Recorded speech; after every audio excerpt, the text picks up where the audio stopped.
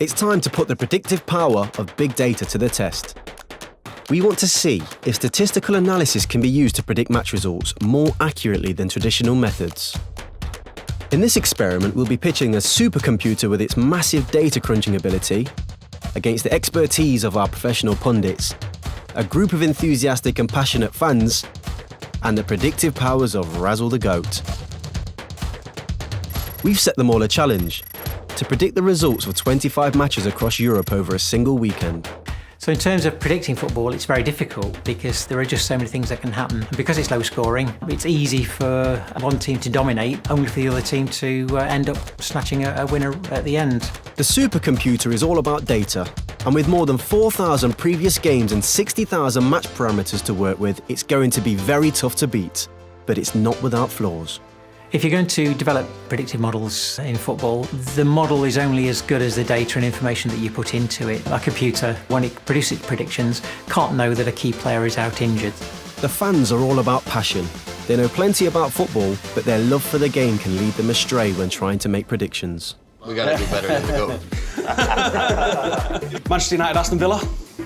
I do predictions every single week ahead of Man United games, and I've never predicted a loss. Barcelona, Valencia. I would say straight away Barcelona. Borussia Dortmund against Hamburg. On any given Saturday, I would take a home win for Dortmund. The pundits are all about years of experience, meticulous research and professional reputation.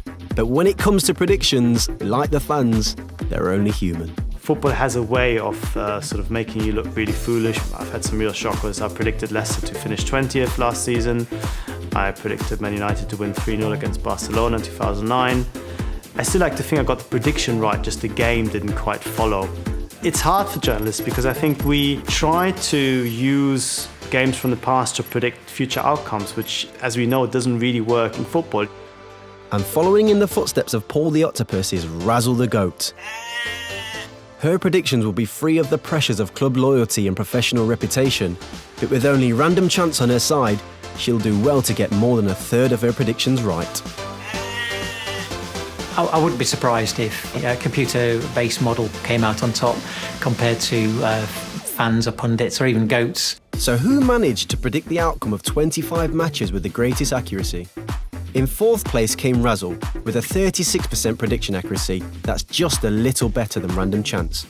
In third were the fans with 40%, and in second place were the pundits with a solid 44%. But running away with the victory, the supercomputer with a massive 56%. So how does the computer achieve this greater prediction accuracy? When we as humans to try and come up with some predictions, the problem that we have is that we overemphasize unusual events, whereas a statistical model, that will actually realise that there's a possibility that that's just part of the random nature of football. The understanding of the game and the inner game is there, and the ebb and flow of a game, but the result can actually sometimes, it leaves us scratching our heads.